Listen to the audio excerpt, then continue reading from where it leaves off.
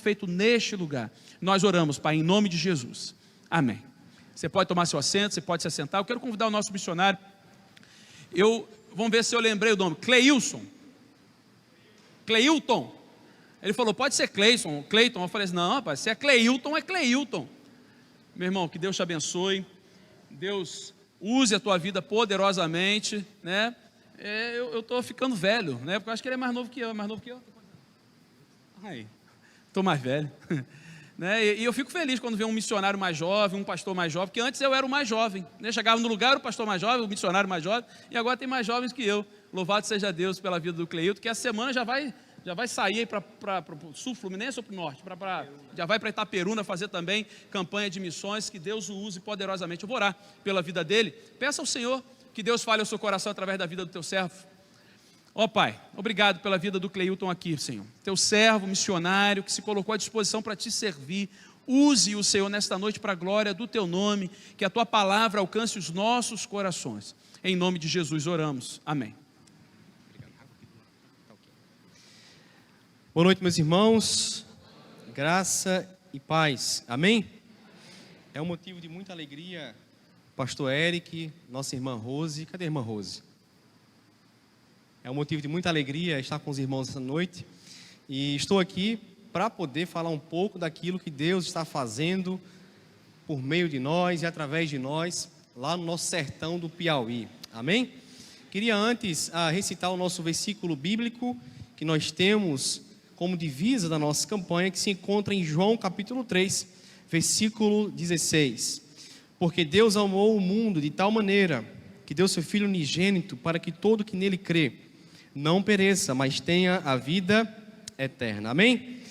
E também eu queria recitar um pouco desse versículo bíblico que eu achei na internet, né? Que é uma versão de um cordel, que diz assim: porque Deus amou o mundo como só Ele podia amar, dando o seu único filho para assim nos salvar. E todo que nele crê não venha morrer, mas vida eterna terá. Amém, meus irmãos? Queria pedir que colocasse o meu slide para poder apresentar quem sou eu. Você pode colocar já naquela parte de quem somos, tá? Então eu sou o missionário Cleilton, seu missionário lá no sertão do Piauí. Passei por todo o projeto radical, entrei como radical na verdade, né?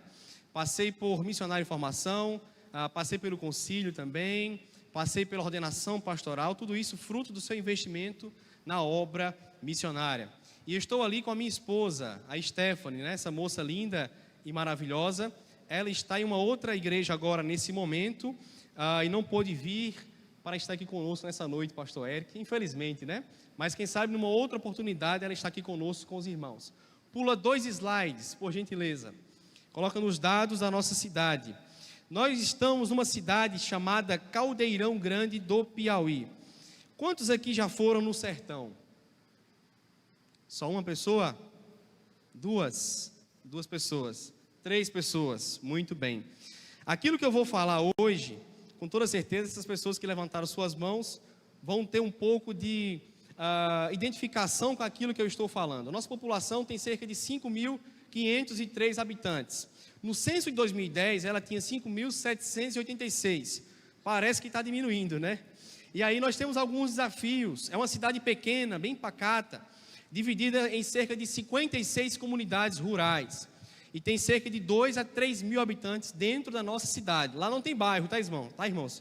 Tem apenas o centro da cidade, pronto, acabou. Se você andar 5 minutos, acabou a cidade. E dentro dessa cidade nós temos alguns desafios. Um deles é a falta de água.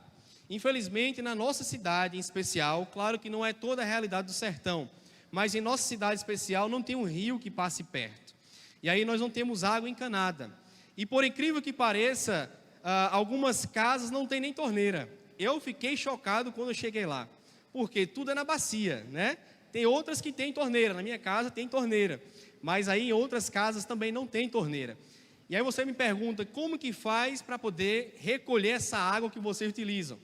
Eu te explico. As pessoas que eu perguntei de sertão talvez vão conhecer. Alguém aqui sabe o que é barreiro? Barreiro? Ninguém sabe, gente? Sabe aí, muito bem. Barreiro, vou explicar para você o que é. O barreiro, ele é um buraco bem fundo, cavado lá na roça, na zona rural, na propriedade de alguém. Ele é cavado com um trator, né? Não tem como cavar com a mão, porque é muito fundo mesmo. Quando cava esse buraco, só esperar a chuva chegar e ali tem água. Então, barreiro, ou seja, a água é puro barro, né? Então, algumas águas tem que esperar sentar, ficar limpinha, para poder a gente ter uma água melhorzinha lá na nossa cidade. E por decorrência dessa água, queria contar uma história para os irmãos. Ano passado, nós utilizamos 3 tipos de água, tá? A gente não bebe essa água. A gente utiliza para poder, na luta de casa, lavar roupa e etc. Tem a água de beber, que não é uma água tratada, e também tem a água mineral. E quando foi no ano passado, eu e minha esposa, nós estivemos ali em Minas Gerais. Estivemos fazendo promoção missionária e nós estávamos com o desejo de ter filhos. Olha só coisa boa. Mas aí, a minha esposa começou a sentir vários enjoos, né? E quando ela sentiu vários enjoos, a gente já ficou logo vibrando, disse, nossa, agora que vai vir os nossos missionáriozinhos, né? E aí uma médica missionária que estava lá, juntamente conosco, ela examinou minha esposa e falou assim, olha, eu acho que você está grávida, mas, porém, entretanto, todavia, vamos fazer um exame, né?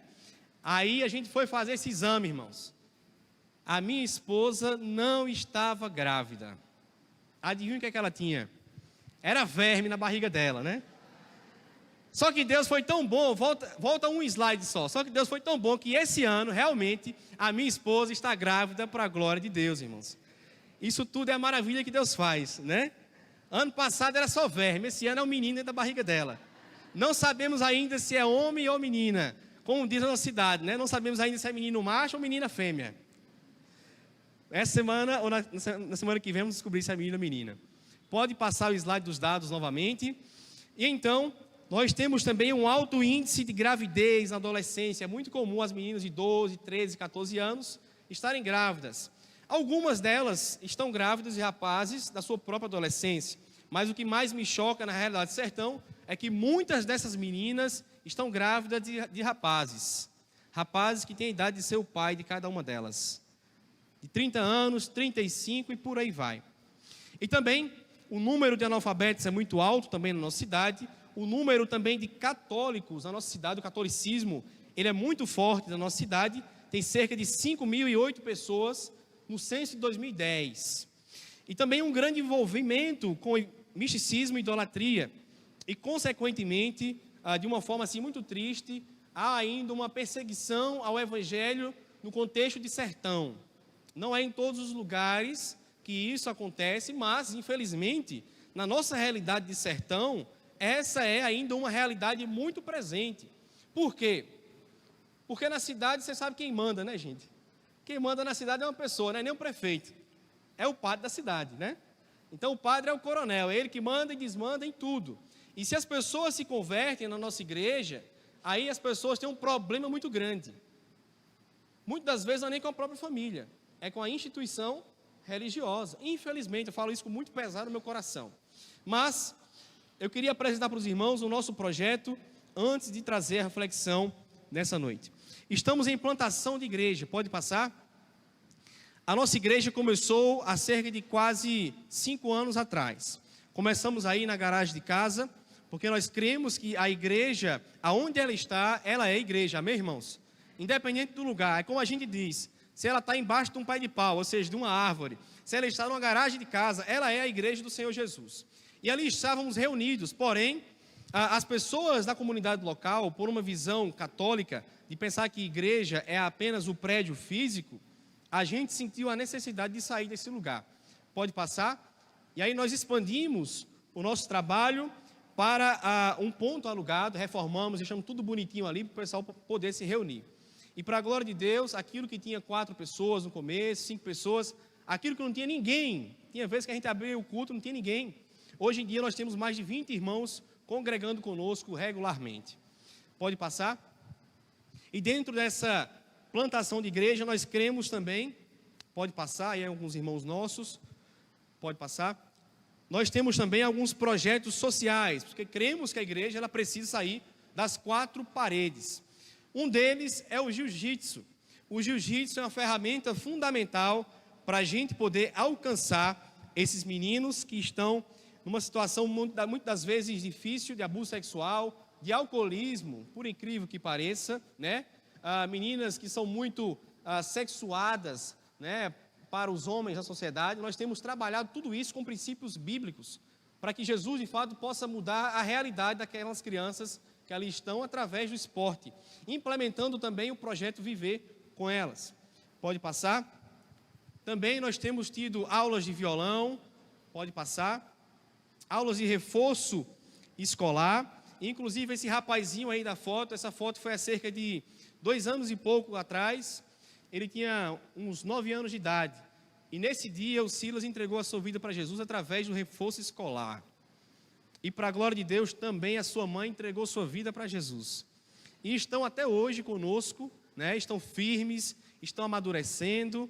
E para a glória de Deus eles servem a Jesus por uma ferramenta tão simples que é o reforço escolar. Pode passar também. Nós também temos tido um pequeno grupo multiplicador infantil. As crianças também são alvo da nossa congregação. Aí está a foto de quando a gente recebeu o milagre do Senhor.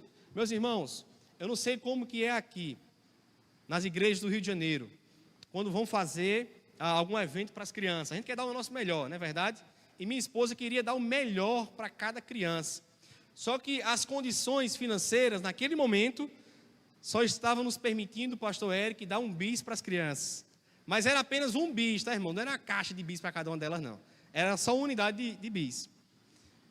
E aí a minha esposa ficou me questionando, né? E agora, o que é que eu vou fazer? Eu disse, sei lá, o que é que você vai fazer? Espere no Senhor, né não? Irmãos, um rapaz lá dos Estados Unidos viu o nosso Instagram e chega para minha esposa e pergunta assim, o que é que as crianças daí vão ganhar? Ó, pergunta besta, né? Aí minha esposa foi e disse, vai ganhar só 1 bis. Aí ele disse, pronto, eu estou mandando uma oferta, em dólar, tá, gente? Para vocês comprar um ovo de Páscoa do grande para cada uma delas. Meus irmãos, naquele dia, muitas delas ganharam um ovo de Páscoa pela primeira vez. Já tinham comido ovo de Páscoa? Tinha comido ovo de Páscoa. Mas era aquele ovo de Páscoa da prefeitura. Só tem gosto de gordura, né? Ruim que só. Prefeitura que me perdoe, mas essa é a verdade. E a igreja tem que dar o melhor para a sociedade, não é não, gente?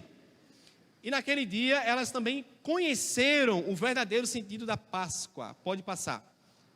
Aí está mais uma foto das nossas crianças, reunidas já no nosso novo espaço. Pode passar.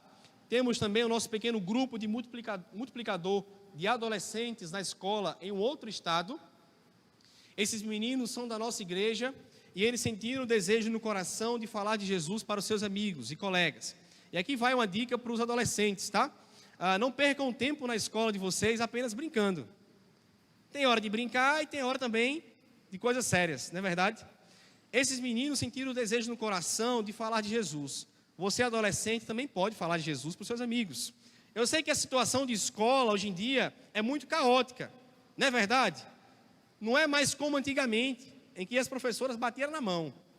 Hoje em dia os alunos batem no professor. E é assim, né? Sem contar a tristeza como que é em relação à escola por causa da decadência moral que está acontecendo em nossas escolas. Mas esses meninos estão falando de Jesus para os seus próprios colegas e amigos.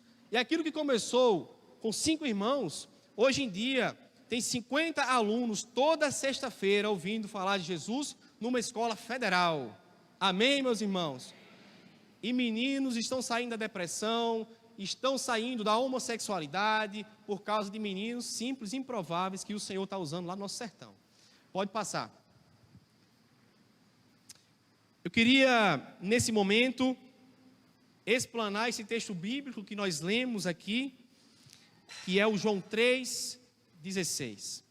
Eu queria trazer uma reflexão para o seu coração. Eu queria falar hoje sobre Jesus é a solução para o povo sertanejo. Ou melhor, Jesus é a solução para todo o povo sertanejo. E quando eu olho para esses versículos bíblicos, aliás, esse versículo bíblico, porque é apenas um, João 3,16, que vai nos dizer o seguinte: porque Deus amou o mundo de tal maneira que deu seu Filho unigênito, para que todo que nele crê não pereça, mas tenha vida eterna. Eu vejo que Jesus está em um momento muito marcante na história da Bíblia, na história do povo de Deus. Jesus se encontra com um homem chamado Nicodemos. Quem era Nicodemos? Nicodemos era um homem muito religioso. Era um homem que aparentemente conhecia a Deus. Era um homem que sabia de cor toda a lei. Mas Jesus começa uma conversa com esse homem, e esse homem fica impressionado com a sabedoria que Jesus tem. E ao ser confrontado sobre o novo nascimento, Nicodemos fica mais confuso ainda. Pode, porventura, um homem, sendo velho, voltar ao ventre de sua mãe? Esse era o seu indagamento. E era uma pessoa, irmãos, religiosa demais, mas não entendeu a mensagem, essa metáfora que Jesus Cristo utilizou para ele naquele momento. E quando eu olho para o capítulo 3, toda a história de Nicodemos e Jesus, eu vejo que aquele homem tinha solução na sua frente. Mas naquele momento não estava enxergando a solução para ele. E Jesus, no versículo 16, aonde alguns teólogos vão dizer que é o resumo do Evangelho, ele dá para nós, não apenas para Nicodemos, um plano de salvação. E esse plano de salvação é para poder nos resgatar do inferno, nos resgatar do poder do pecado. E o povo sertanejo precisa conhecer a esse Jesus que nós servimos. Esse Cristo que nós servimos, o povo do sertão, precisa conhecer. E o povo do sertão é um povo muito religioso. Pensa que sabe quem é Deus, mas no fundo, muitos deles não conhecem a Deus. Eles têm uma vida religiosa, de devoção, tem, sim, senhor. Porém, entretanto, todavia, quando você pergunta, você quer aceitar Jesus? Ele vai dizer, eu já tenho Jesus no meu coração. Mas aí, quando eu olho para os frutos, eu vejo que a pessoa não entendeu a mensagem do Evangelho. Ela tem apenas o Jesus, o Senhor, o nosso Senhor, como um amuleto da sorte, mas não tem Ele como de fato o seu Salvador. Em primeiro lugar, pode passar? Eu queria mostrar para os irmãos, de uma forma assim, bem contextualizada do nosso sertão, com essas palavras, o seguinte: Deus ama os sertanejos tudinho, de um jeito arretado. Quando eu olho para nós, principalmente nós que estamos à frente do ministério, quando nós vamos elaborar sermões, a gente gosta de utilizar aquelas palavras que estão aonde, pastor? No grego e no hebraico. Mas nessa noite, nada melhor do que a gente poder entender um pouco dessas palavras, contextualizando com aquilo que Deus está fazendo na vida dos nossos irmãos. Então o significado de tudinho é o diminutivo de tudo, né? Tudinho. E o significado de arretado pode ser uma coisa boa ou apenas uma coisa ruim. Um exemplo de coisa boa, aliás, de coisa ruim, né? Que significa algo bom ou bravo. Por exemplo, olha, seu Zé está retado porque mexeram nos bodes dele. Agora um exemplo bom, né? Vixe, que bode bonito, retado. Você vê a diferença? Então, como que Deus ama esse povo de uma forma retada? Porque Deus, de fato, Ele é o nosso Deus grandioso, gente. Amém? E a forma como Ele ama, assim, retado mesmo, não é no sentido ruim, mas sim no sentido bom. Porque, de fato, Deus ama o nosso povo. Quando eu olho para o povo sertanejo, eu vejo que é um povo muito esquecido. Literalmente, pelas igrejas, pelos governantes, por todo mundo. O povo sertanejo é um povo esquecido, infelizmente. E aí a gente olha, por exemplo, para a África. Quando a gente olha para a África, todo mundo quer ir para a África, não é verdade? Todo mundo quer ir para a África para poder evangelizar, falar de Jesus, plantar igreja, fazer obra social.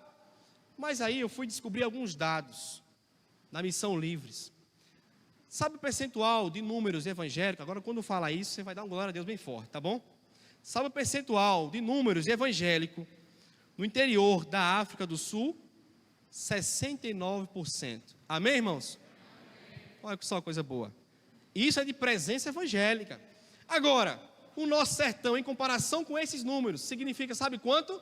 0,01% de presença evangélica.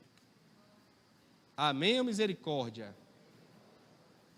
E o que tal a gente mudar essa realidade? Pelo menos para 0,02%, 0,1%, 1%, 10% com seus investimentos na obra missionária. Essa mulher aí, ela é fruto da sua oração, do seu investimento na obra missionária. Essa irmã é a irmã Ana. Na verdade, antes de ser irmã, ela era apenas Dona Ana rezadeira. Quem aqui conhece o que é rezador? Benzedor, né? Dona Ana era uma pessoa muito religiosa, que benzia os meninos tudinho lá da comunidade. Ela benzia filho de prefeito, benzia os mais pobres, benzia todo mundo, gente. E era uma pessoa cobiçada, até brincava com ela. Falei, irmã Ana, pensa na mulher, uma benzedeira boa que era a senhora, viu? Porque todo mundo procurava a senhora, não é possível, né? E aí, Dona Ana se encontra com Jesus. Tem sua vida transformada, conhece a Cristo e começam as perseguições com Dona Ana. É uma senhora de idade que tem apenas 60 anos. As pessoas chegam na porta de sua casa, começam a falar palavrão com ela e dizer assim: a senhora está na lei do diabo, lei é religião, os crentes é da lei do diabo, olha só. A senhora está na lei do cão, por que a senhora não sai dessa igreja? E essa mulher, irmãos, só chorando, chorando, chorando, e o pior, ainda xingava os outros, com raiva, né? Aqueles que perseguiam xingavam de um lado, ela xingava do outro. E minha irmã, calma, pelo amor de Deus, não xinga o povo não, dê bom testemunho. Mas irmãos, pensa comigo, se coloca no lugar dessa irmã. Você ser insultado por causa do nome de Jesus. A gente vê histórias bíblicas, a gente fica, né, pastor? Vibrando, nossa, queria ser como Estevão. Será que nós estamos dispostos a sofrer por causa do nome de Jesus? E aí essa irmã, ela era benzedeira. Agora ela é o quê? Uma mulher de oração. E as pessoas, quando chegam na porta de sua casa, chegam pedindo oração para ela. Só que chegam em situações, irmãos, inusitadas. O pessoal parece que quando fica engasgado lá, já sabe o endereço dela. Quando as pessoas se engasgam, e engasga é coisa séria, tá, gente? As pessoas podem morrer por causa do engasgo. Certa vez, um avô, aliás, os avós, trouxeram um neto desesperado, que vieram lá do interior, da roça, e ele estava engasgado, trouxeram para Dona Ana, chegaram naquele desespero e falaram assim: Dona Ana, pelo amor de Deus, reza aqui pelo meu filho. Ela disse: rezar não reza não, mas eu oro no nome de Jesus. Irmãos, naquele momento, sem ela nem bater na criança, apenas orou no nome de Jesus. E naquele momento, aquela criança que estava roxa, literalmente, foi desengasgada por causa da oração daquela mulher. Amém, gente? Aí eu penso, pronto, acabou a história, né? Pensar que não, depois de novo. Dona Ana disse que uma criança agora estava engasgada com a espinha de peixe. Eu digo, pronto, vou botar o apelido na senhora agora de véia do desengasgo, porque pelo amor de Deus, né? Aí disse que a criança chegou lá, orou de novo no nome de Jesus, e a criança foi curada. Eu disse, misericórdia. Irmãos, Jesus ainda cura, tá? Jesus não utiliza apenas a medicina em nosso favor. Ele mesmo pode operar milagres e maravilhas através de pessoas improváveis. Essa mulher não sabe nem ler direito, mas se você olhar a fé dessa mulher, é uma fé que de fato nos chama a atenção. É aquela fé que move montanhas. É aquela fé onde ela olha para alguém, ora e aquela pessoa é curada. E Deus é tão bom que Deus permitiu que ela fosse rezadeira, para hoje as pessoas olhar para ela e pensar assim: eu vou lá para conhecer esse Deus que ela está servindo. Isso é motivo de muita gratidão. Mas também, pode passar, eu queria falar, em segundo lugar, que uma ruma de gente carece do nosso Senhor Jesus. O significado de ruma é o mesmo que muito, né? E também o significado de carecer é no sentido de perecer, de perder, de morrer. Por exemplo, Maria, você carece ir no hospital. Esse é um dos exemplos. Mas por que que uma ruma de gente, ou seja, um monte de pessoas que estão no sertão, precisam conhecer a Jesus Cristo? Gente, o nosso sertão, de fato, ele é esquecido por todo mundo. Você acha que essa situação da água não podia ser resolvida?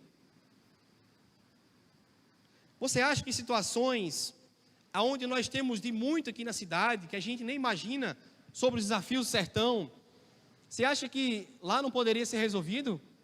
Claro, gente, com toda certeza poderia ser resolvido. Mas a minha esperança, sabe o que é? É que o povo sertanejo, ele pode ser esquecido pelos governantes, pode ser esquecido pela igreja, instituição, mas o nosso povo sertanejo não é esquecido pelo Senhor Jesus. Esse povo está morrendo, gente. Todos os dias morre gente e vai para o inferno. E não é só lá não, aqui também. No Rio de Janeiro também, todo dia morre gente. E pessoas estão indo para o inferno. O que a gente está fazendo? O que nós como igreja estamos fazendo com essas pessoas? E quando eu olho para essa menina que está aí, hoje ela tem 13 anos. Nessa foto ela tinha 11. Nem parece 11 anos, né? Quando você olha assim, esse dia foi um dia de banho de loja. Porque essa menina só andava que nem doida no meio da rua. Os cabelos desse tamanho. Aí minha esposa começou a arrumar ela, sabe? Dar uma ajeitada e tudo mais. Mas essa menina aí, o nome dela é Manu. Manuela. Vocês ainda vão ouvir muito falar sobre ela. Manuela conheceu Jesus num pequeno grupo multiplicador. E ao conhecer Jesus, eu nunca vi ninguém como essa menina. De verdade mesmo. Nem pastores, evangelistas, missionários, como essa menina, nunca vi. E essa menina foi muito missionária, gente. Ela chegava para as pessoas e falava assim: ei, vamos falar de Jesus? Aliás, vamos conhecer Jesus? Vamos para a minha igreja? Se reunia com as crianças da sua vizinhança para poder falar de Jesus. E o melhor, a gente não ensinava nada. Era isso que mais me deixava de boca aberta. E aí Jesus começou a trabalhar no coração da Manu, foi trabalhando, e ela muito missionária. Certo dia, ela está com minha esposa fazendo uma caminhada, um discipulado. E a minha esposa sempre acompanhando a Manu, ouvindo seus desabafos, ouvindo seus sonhos, até que nesse dia, Manuela fala um sonho para minha esposa. A Manuela chega para minha esposa e fala assim: Stephanie, é porque já faz uns 2 anos que eu estou esperando, veio a pandemia e atrapalhou tudo. Ela disse: o que, Manu? A crisma. Eu queria crismar. Gente, né? Como é que a pessoa quer crismar? E minha esposa olhou para ela assim: oi? Como assim? Ela disse: estou esperando, eu quero crismar e tudo mais. Aí minha esposa só disse assim: Manu, vai orar, converse com Deus sobre isso. Tudo bem. Manuela continuou frequentando a igreja, continuou participando de tudo, muito missionária. Até que um outro dia minha esposa está fazendo uma caminhada com ela e com o Iago. E minha esposa, não sei você, mas nós, quando vamos contar testemunho de alguém, a gente se empolga. Minha esposa se empolgou e começou a falar assim: Iago, olha só, Iago, a Manuela ia crismar, não vai mais. Olha só o que Deus está fazendo na vida dela. Aí Manuela interrompe e diz assim: mas eu crismei. Aí o adolescente, para não perder a piada, né? Começou a chamar ela de crente 2 chip. O celular tem 8, né? Nesse caso ela era crente 2 chip, era crente e católica ao mesmo tempo. Aí começou, crente 2 chip, ela ficando com raiva. Só que aí a Manuela, nós moramos numa cidade pequena, onde todo mundo sabe da vida de todo mundo. Lá os vizinhos sabem a hora que eu acordo, a hora que eu levanto, a hora que eu almoço, sabe de tudo. Eu não preciso nem colocar a câmera de segurança. Manuela passa no meio da rua, toda de branco, para poder cumprir o ritual, parecendo uma múmia. É o óbvio que todo mundo vai saber, não é verdade? Só que aí, Manuela chega para nós e fala assim: eu não fiz aquilo porque eu queria. Você lembra, gente, tradição religiosa. Eu fiz aquilo para agradar as pessoas. A família da Manu é toda católica. A sua avó tem um santo desse tamanho aqui, ó, quase o tamanho da criança que está aqui. Mas sabe o que foi que a avó dela chegou para nós e falou? Falou assim: meus filhos, vocês 2 são os únicos crentes dessa cidade que não falam mal dos meus santos. Ganhamos a confiança da avó. Irmãos, essa menina começou a ter uma caminhada com o Senhor Jesus. Só que ao mesmo tempo que ela dava um passo, ela apanhava 2. Ao mesmo tempo que ela caminhava com o Senhor, as pessoas maltratavam, esculhambavam com essa menina. Chegava na casa dela e falava assim: Penha, que no caso a mãe dela, por que você não tira sua filha dessa igreja tão sem graça, essa igreja batista? Irmãos, minha igreja é sem graça não, gente. É sério mesmo. Mas sabe o que é isso? É obra do cão. É obra do inimigo, gente. Por que você não tira sua filha dessa igreja velha sem graça? Eu mesmo tirei as minhas de lá. Ainda falo com vantagem, né? Irmãos, essa menina começou a chorar, chorava. E eu dizia, pronto, agora nós vamos perder a Manu. Mas eu queria que ela mesma falasse. Você coloca o vídeo dela para mim. Ela está de camiseta branca. Ela mesma vai falar para você a situação e como ela se sente ao ser perseguida por causa do Evangelho. Hoje com 13 anos. Mas aí ela tinha 11 anos de idade. Pode colocar. Oi, eu sou Manu e eu conheci Jesus no pequeno grupo multiplicador no dia 21 de abril de 2021. E desde então, aquilo ali foi um dos dias, cara, foi muito legal, muito bom mesmo. Foi onde aquele vazio que a gente sentia, que a gente buscava se preencher em tantas e tantas coisas, mas foi que eu consegui realmente conhecer a Jesus. Saber como é bom caminhar lado a lado com Ele. E foi uma experiência muito boa mesmo. As pessoas da igreja católica começaram a falar, olha, você está na porta do céu e na porta do inferno. E muita gente da minha família, que não era da minha família, começou a falar isso. E eu lembro, aconteceu muitas vezes, mas a que eu mais lembro foi uma que eu entrei no meu quarto e falei, Senhor, por quê? Por que tudo isso está acontecendo? Foi o melhor dia, foi o dia que eu te conheci. Por que, Senhor, que tudo isso está acontecendo? E orando e lendo a palavra, havendo testemunho de tantas pessoas que já tinham passado por aquilo, de tantas pessoas que estiveram vivendo aquilo. E eu falei, nossa, eu só tô vivendo um pouco de coisa disso, de perseguição, e eu tô falando assim. E eu comecei a entender o porquê das coisas. E eu parei de reclamar, por quê? Por que isso tá acontecendo? E eu comecei a falar, não, se isso tá acontecendo é porque tem um propósito. E depois eu comecei a ter um desejo mais ainda de falar de Jesus. Quando eu tinha oportunidade na minha escola, eu ia embora pra Jesus na minha casa. E mesmo assim, aí vinha mais coisa ruim, pronto, Jesus. Mas, lendo a palavra, orando, aquilo ali foi se acalmando. Foi tempo, passou tempo, mas depois tudo foi se ajeitando. Comecei a dar estudo bíblico, comecei a falar cada dia mais de Jesus para essas pessoas. E eu vi uma pessoa a Lavínia, que foi o primeiro fruto que eu ganhei para Jesus. Ver ela crescendo no conhecimento do Senhor, ver que ela tem ficado firme todos os dias, é uma das melhores coisas que a gente vê, né? Ver que a gente ganhou um fruto para Jesus, que tem uma vida que foi salva para Jesus. E é uma das coisas muito gratificantes. E quando foi um dia, agora recentemente, uma das coisas que eu mais queria mesmo, que era me batizar, e a minha mãe, eu consegui finalmente ouvir um sim. Quando o Cleilton falou, ele falou sobre o batismo, aí minha mãe, ela sempre falava, não, já foi batizado na católica, por que batizar? E falava, e ela sempre falava muito isso, e teve um dia que eu consegui ouvir um sim. Foi um dos dias, assim, muito bom, que eu fiquei muito feliz. E tudo isso só é possível porque Missões Nacionais enviou missionários para cá. Eu fui alcançada e muitas pessoas ainda serão alcançadas. Isso também é possível por vocês que têm ajudado com Missões Nacionais nessa obra.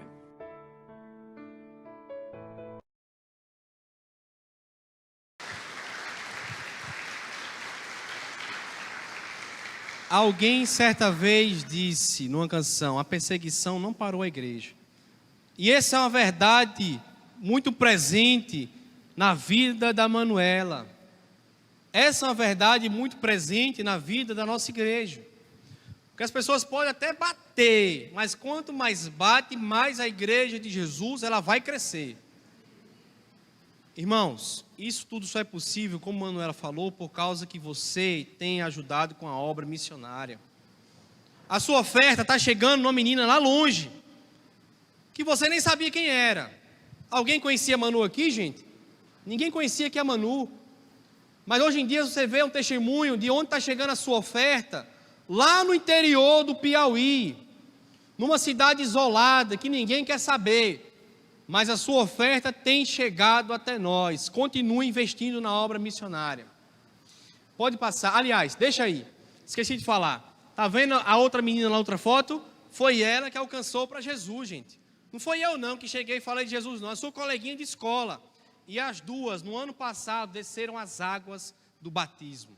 Que coisa linda daquilo que Deus está fazendo na vida de crianças como essas meninas. Pode passar.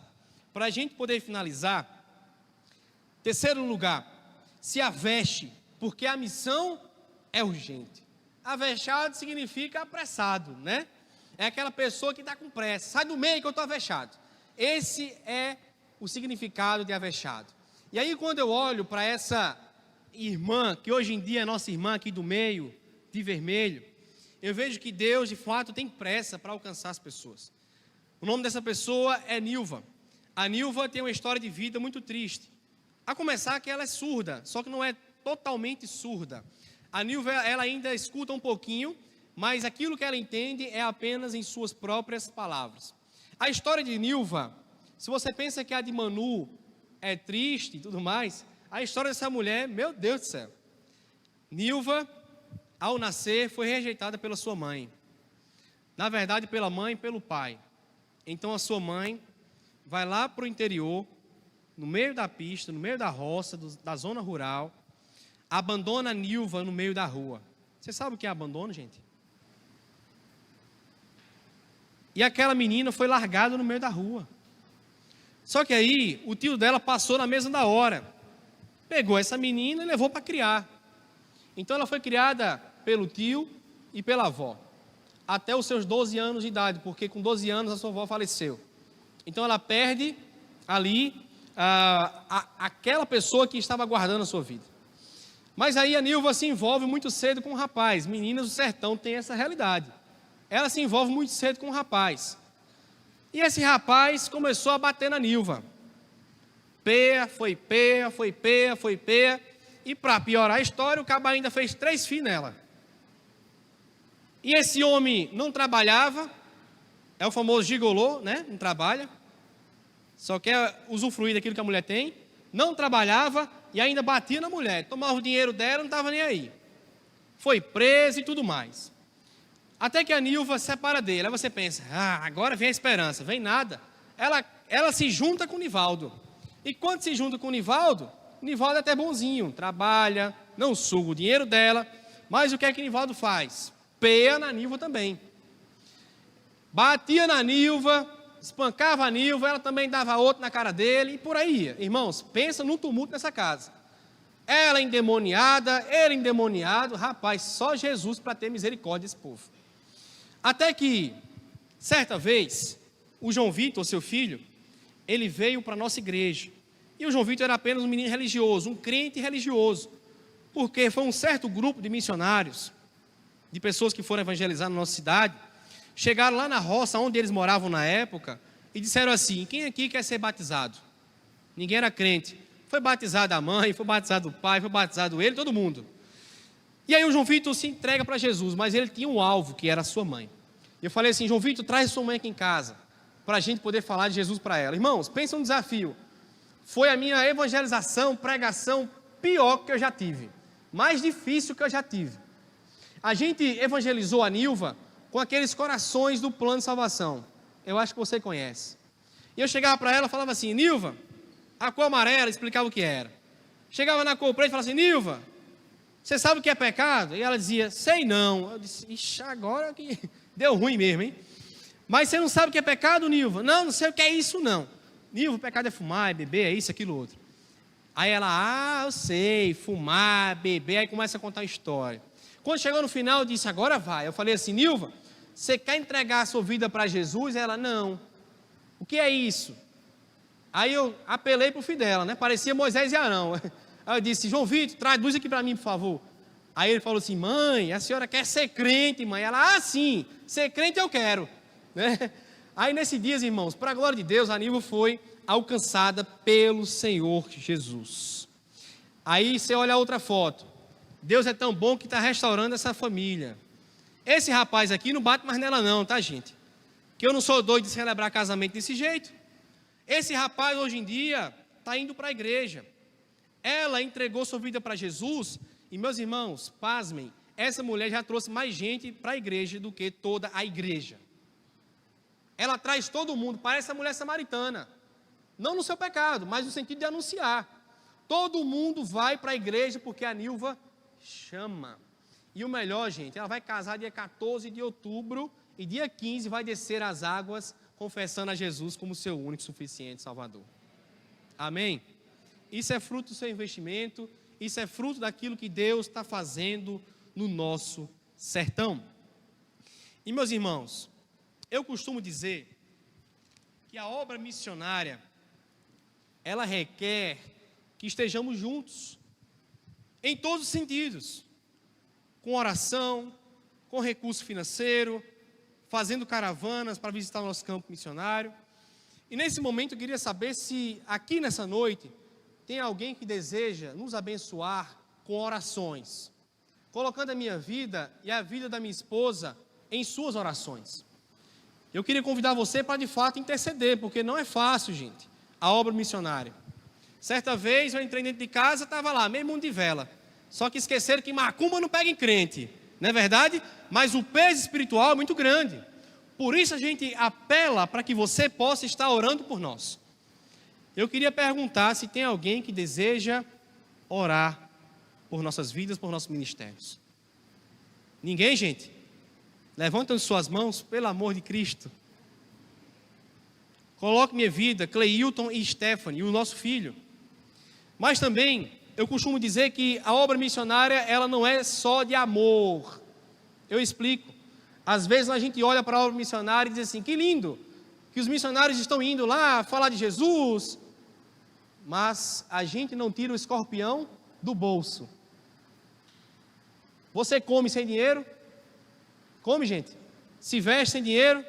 Isso aqui foi feito com o quê? Com dinheiro. E a obra missionária, ela requer recursos também. Como é que a gente vai avançar cada vez mais? Como que nós podemos alcançar essas comunidades rurais? Como que nós podemos alcançar essas cidades pequenas, vilarejos, distritos, se não for com recursos, irmãos? E eu queria perguntar, eu sei que talvez você já tenha algum PAN adotado, mas com o valor de R$30, você pode adotar a sua família missionária, eu, minha esposa e o nosso filho. Irmãos, R$30 não é mais nem uma pizza hoje em dia, ou é? É não. E quando eu olho para a obra missionária, eu vejo que a gente pode fazer um pouco de esforço. Se você já tiver um PAN, coloque isso diante de Deus. Peça para o Senhor te ajudar a ter mais um PAN, que no caso é o nosso PAN missionário. Com apenas R$30 pelo PAN, você pode estar nos adotando como seus missionários. Eu queria perguntar se tem alguém que deseja nos abençoar financeiramente com a obra missionária. Amém, minha irmã. Louvado seja Deus. Amém, minha irmã. Louvado seja Deus. Não é possível que numa igreja dessa só tem 3 pessoas. Fique com sua mão levantada. A irmã está passando aqui com a ficha PAN e ela vai estar te entregando. Tá certo? Vai deixar aqui? Tá jóia. Então, você pode estar abençoando, meu irmão, minha irmã, a obra missionária, para que mais pessoas possam ouvir falar do nosso Senhor Jesus. A gente não está lá para poder estar ostentando, gastando dinheiro à toa. A gente está investindo o seu recurso, essa oferta pequena, mas que para Deus é tão grande, com pessoas. Nós estamos investindo em gente, em pessoas. E aqui nós não estamos com ganância financeira, não é sobre isso não, irmãos. É sobre pessoas que estão carecendo, morrendo, estão indo para o inferno, sem Jesus. E o que eu e você podemos fazer? O mínimo, adotar alguém na obra missionária. Ontem à noite, estávamos em uma igreja, e uma missionária fez o apelo.